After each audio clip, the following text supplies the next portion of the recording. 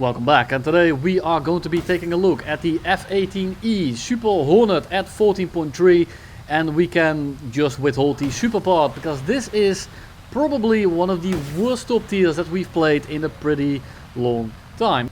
On paper it's honestly not that worse than the F-18C. Yes, the flight performance is slightly worse, but overall we have more missiles and we have a better radar, meaning that you should be more effective in an air RB game. But the meta is shifting. We now have Su-30 SM2s, we have Eurofighters with ASA radars, and we have just overall a more abundance of strong contenders in every nation, meaning that the F-18s in general are not gonna be that fantastic to play. And while the kit is slightly better than something on the F-18C, the flight performance is still going to be an issue. You don't have the raw performance to sling missiles from range. Your no escape zone is considerably smaller than something like an Su-30, something like an F-15C or an Eurofighter. It is an issue to get missiles within the effective range because people just get to launch at you earlier than you do. You are slow, but you also burn away your speed incredibly quickly and don't accelerate all that fast. The second you start going defensive, after one or two missiles, you are going to be going 600 kilometers an hour and you're basically not really able to defend yourself. Sure, you can notch, but getting the nose back around in order to actually fire on someone is a little bit of an issue. Every maneuver you do costs you 20 seconds of acceleration. And while this is a slight over-exaggeration, the issue really is that the plane isn't really able to contest people at jousting or just people that notice that you're there to begin with. And while it's very good in a one circle, first of all, duels don't really ever occur in this battle rating anyway, and second, a one circle doesn't mean much if you only get a singular shot. And you don't really have close range weapons, you don't have off-bore R73, you don't have something like a Mika off the rail. You have AIM-120s and AIM-9Ms, and at super close range this isn't that fantastic. So the one circle honestly means very little, because if you don't get the kill in that singular turn that they can easily dodge, because they will still be going 900 kilometers an hour, you are falling out of the air and you will just be either raided into the ground, or they simply just turn the other way and instantly pull in for the shot, as you are basically turning into a bit of a helicopter slash frisbee. And then we have the battle rating. The F-18C is also at 14.0, and while this doesn't make a difference most of the time, you do have the occasional game where you just get a much more favorable matchmaker, whereas in this case it is always going to be 16 14.3s in both of the teams. Now of course there is the very occasional down tier where you only have 8 14.3s and you might see some 13.3s, but overall really you are never really in a favorable position. And even in a full down tier, I think I'd rather be in the 13.3s in a lot of the situations. The plane just doesn't really have many perks, and the perks that it does have are basically diminished by the issues that it also has. Again, the missile count and the radar don't really mean much when you don't have the airframe to get the missiles in a good opportunity window. And you can make an argument that having 12 MRAMs is good for support, it's good for suppressing the enemy, and it's great utility to have if the team plays around you, and this is correct.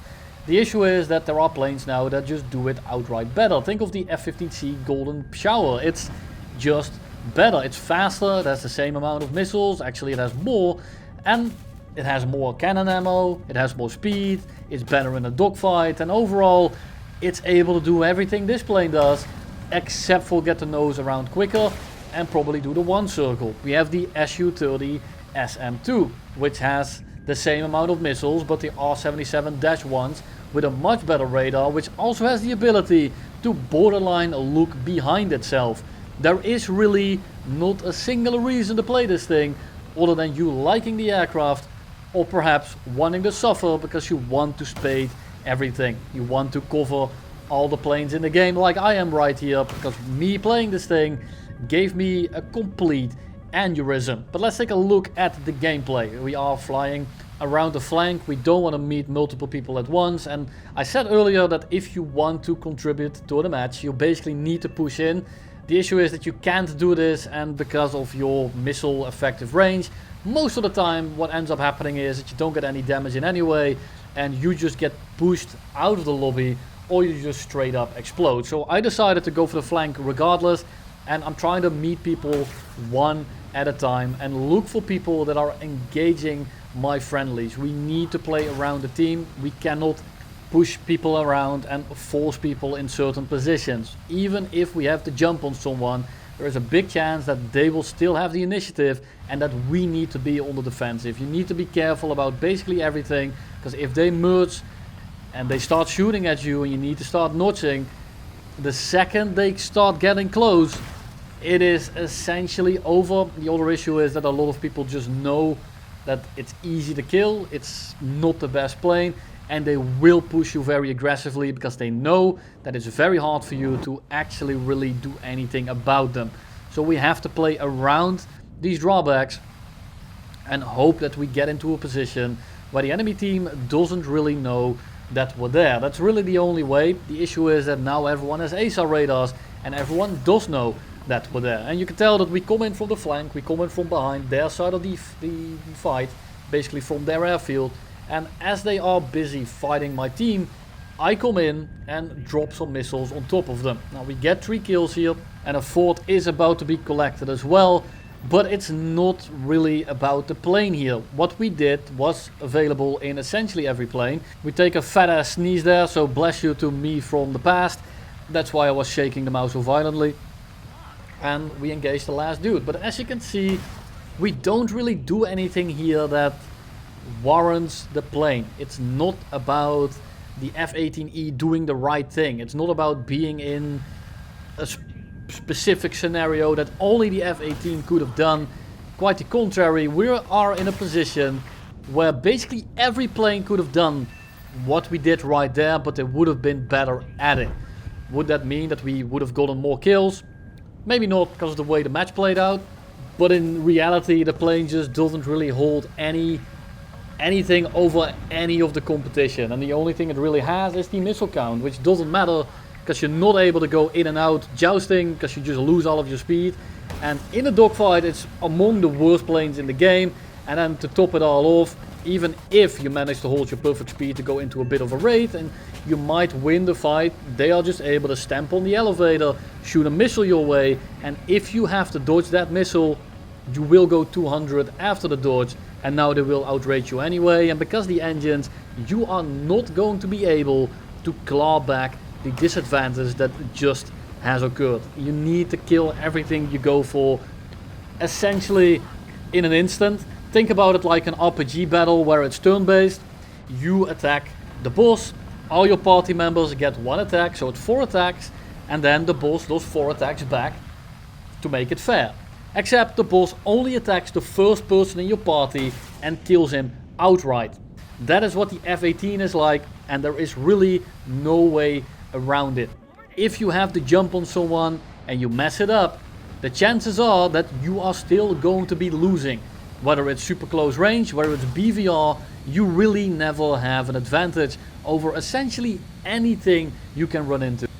Luckily this is RRB and this is War Thunder, and not everyone plays the game completely optimally. Not everyone is a tryhard, and a lot of people are just new to top tier and don't know exactly what to do when they engage someone. And these are the people that you are going to be getting kills on.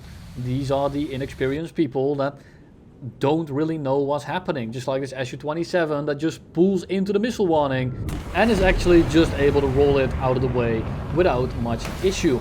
And this is because the missile just didn't have enough energy because it was launched from too low of a speed. In this case it doesn't really matter, the Su-30 gets to die anyway, and the Eurofighter didn't notch quite enough, and we are able to get the missile just close enough in order to just completely severe him, and that is going to be kill number 3. And unfortunately about the only interesting footage that you will get while playing this thing. In Ground RB it might be different, but for RRB it really just has very little things going for it, as I have been saying. But I do just want to quickly take a look at the actual gameplay and see what makes it somewhat viable if you are looking to actually play this thing out. Right here, the same thing again. We are holding the flank And we are making sure that we don't run into the entire team at the same time. As I said earlier, you basically have to run in at the start to get some damage done, but this will instantly get you killed if you aren't lucky. So we are gonna play for consistency and play around the fact that we are in a worse plane, and we are just going to make sure that we have the ability to single out opponents and hope that they don't know how to defend versus the missiles that I sling their way. Now you can make an argument to equip the A-120 C5s and use the max range effectiveness to increase your no escape zone and make the plane more viable, more safe to play. There's two issues with this. The first one is that long range kills, if they know what they are doing, you're not going to be killing anyone, and if they do close the gap, which they can do incredibly quickly because they will outrun you, and a Eurofighter at altitude will get next to you in a matter of seconds. Under a minute it's going to be right on top of you. And at close range the A-120Cs, they are not very goated. This is like putting a complete long range sniper class on in Call of Duty and then joining a shipment 24/7 server. You are speccing into the wrong thing, and while it might come into play here and there when you get the longest sideline on shipment, it is still shipment. If they get past that 1 meter push, you are at an even bigger disadvantage, and top tier is just about the ability to defend yourself. And with the A-120, you are putting all your eggs in your basket in order to avoid a certain scenario, and if it goes perfectly according to plan, this is a great way to alleviate some of the issues that the plane has. The issue is that in reality they are just going to notch your missile at 20 kilometers and they are going to full on push into you, and after that second missile leaves the rail they are close enough and they will run you down, and unless you can shoot down the missile they fire at you in order to make this epic play. Let's take a quick look at some BVR play. We have 4 A-120s left, they are A-120Bs, and we have a Eurofighter Typhoon running at us, and I just want you to take a look at how quickly this guy will close the gap. He is at 19 kilometers, 18, it is dropping quickly, he's not flying directly at us, but we are heading towards each other. We are already at 15 kilometers. We go into the notch, we make sure that that missile doesn't track us properly, and we make sure that he has something to think about. So we shoot an A-120 at him, we stay into the notch for a little bit longer, we change altitude while dropping chaff, and then we start the turn back in. We need to make a play here, and we need to make it quick, because this guy will be able to run us down incredibly easily. He notches our missile as well, he starts again to close the gap, and at this kind of range the A-120C has feasibly 0 advantages. You can say that it gets to him a little bit quicker, but you have to whip the nose around a little bit more, leaving you more vulnerable and losing you even more energy. You can see here that he's starting to push a little bit. We are now under 10 kilometers. We go into the notch. This time we can actually see the missile, makes it a little bit easier to notch properly. We turn out, we get it crit on him, and that is going to be all she wrote. If that Eurofighter plays a little bit more aggressive and he pushes us really hard, we are done.